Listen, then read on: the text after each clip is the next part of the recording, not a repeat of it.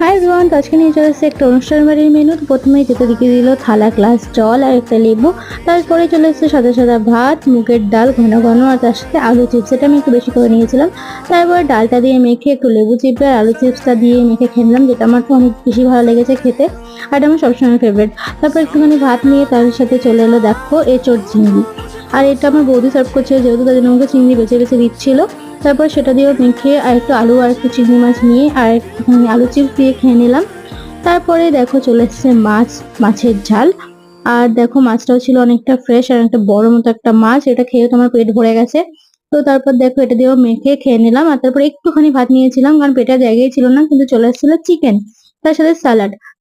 তো এখানে আমার একটা লেগ পিস পড়ে গেছে। আর তারপর এটা দিয়ে মেখে লেগ পিসটা একটুখানি ছিঁড়ে আবার খেয়ে নিলাম স্যালাড আর পেঁয়াজ দিয়ে। তারপর দেখো এখানে আমি লেগ পিস খাচ্ছি, তারপরে চলে আসছে চাটনি, পাঁপড় আর রসগোল্লা। ভিডিওটা ভালো লাগলে লাইক, কমেন্ট, শেয়ার, সাবস্ক্রাইব।